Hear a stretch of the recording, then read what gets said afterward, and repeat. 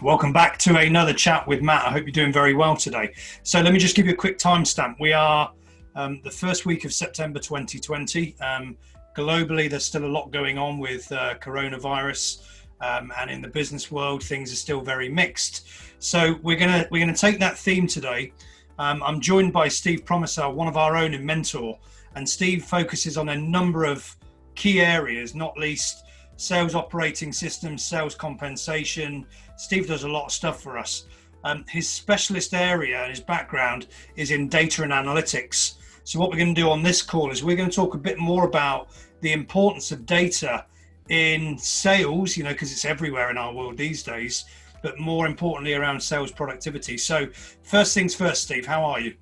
Oh, pretty good today. Thanks, Matt. Good man, good man. So let's dive straight into it and we'll go through some of our normal questions that we ask. Give me your perspective, if you will, on the business environment as it is today. Well, it's a mixture of concern and optimism, I think is the best way to say it, which sounds a little crazy, but the reality is that the customers that we do work with here are not business as usual because everyone's still remote, but everyone's selling, everybody's closing business.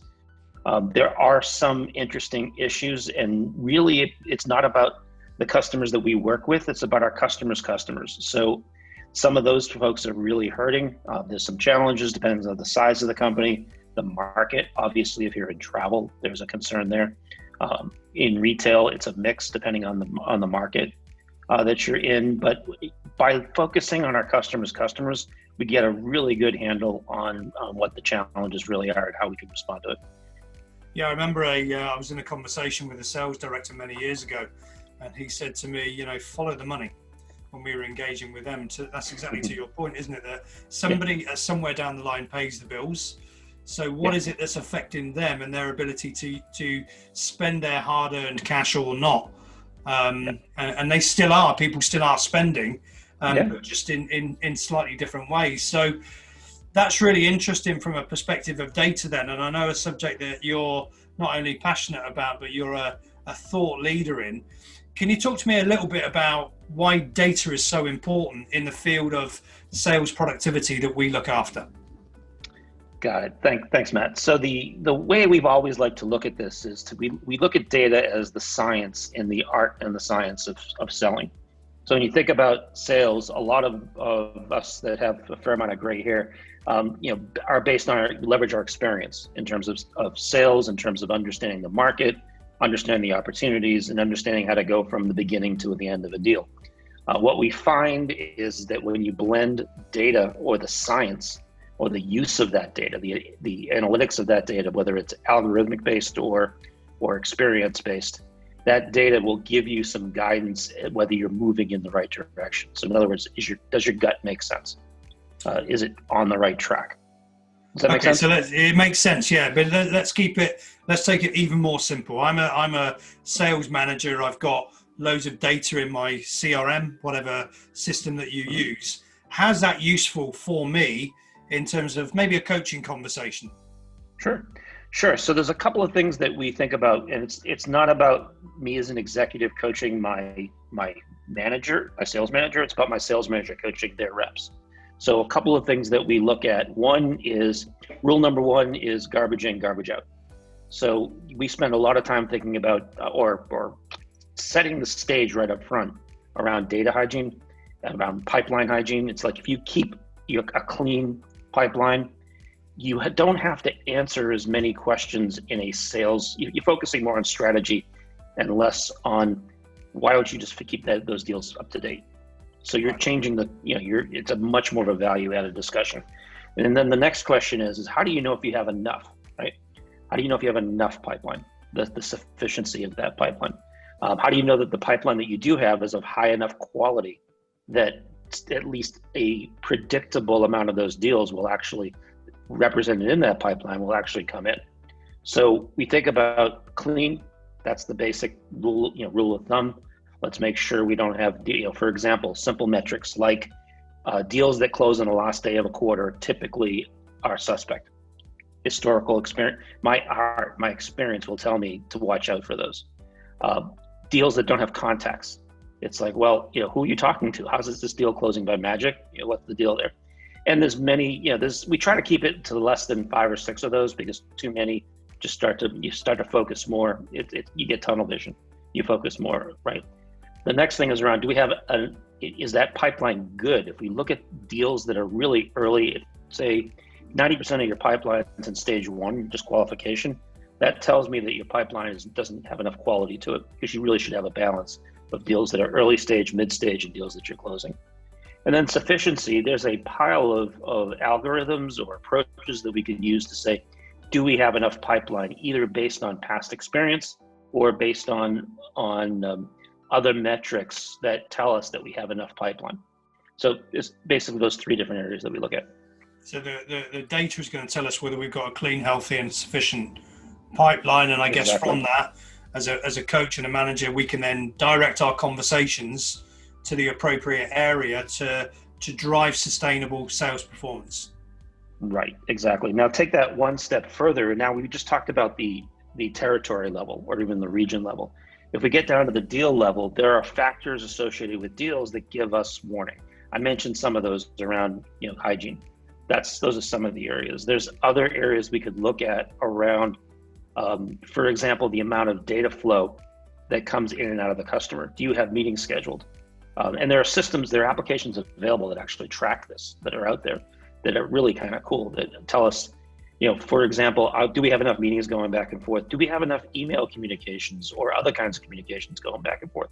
If it's all outbound, in other words, if you're just emailing somebody and you're never getting a response back, that gives you a pretty obvious perspective that you got a problem with that deal. So we can go from either a territory level right down to a deal level and say, do we have a viable pipeline? Do we have enough and of good quality? So Steve, we know data's everywhere. We know it's driving a lot of the decisions that we make, in our own lives, a lot of the decisions companies make around their go-to-market strategy. What would be if you could look forward a year or 2, 3 years from now, what do you think is going to change or evolve in terms of the use of data in sales or sales productivity?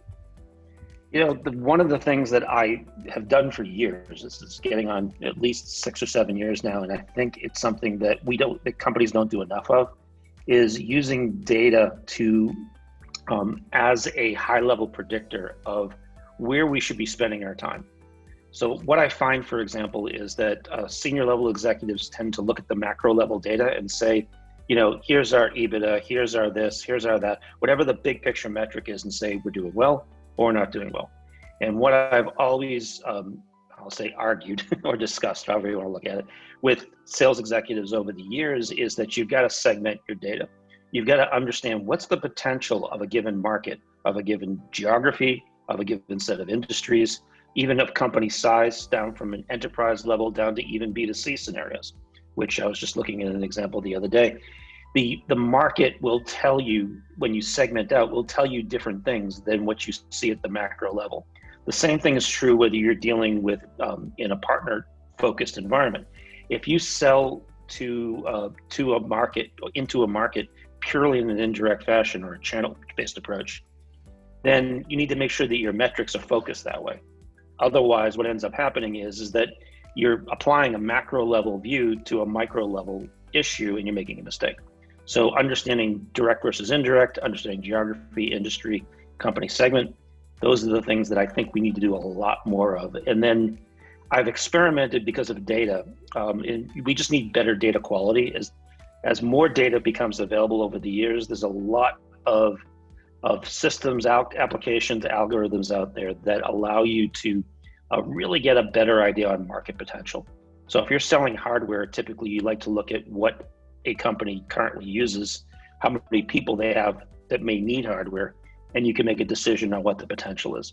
But there's lots of other ways to do that based on understanding more about that market or that opportunity, or even understanding more about yourself and what your potential is. And if you can start to blend all of that together, I think what we can do is we can focus better. One, as Jeffrey Moore used to say, one bowling pin at a time.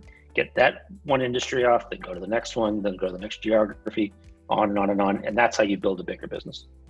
So put simply then, data is going to help us be more efficient, be more productive, and be more insightful as we continue to build better quality moving forward. Very good way to say it, Matt. There you go. So that's really good. Now, Steve, when you're not crunching the numbers and looking at the data, what do you do outside of work to keep interested? Well, the big thing, and you probably did that on purpose, is you see the Peloton bike behind me. Especially in this world where one's knees aren't the way they used to be, so less running than I used to, for example. Getting on the bike is great for health, great for stress, great just to keep the weight down and all that good stuff. That's a lot of it. Plus, I have a crazy pug who's fortunately sleeping, named Toby, that we take good long walks together.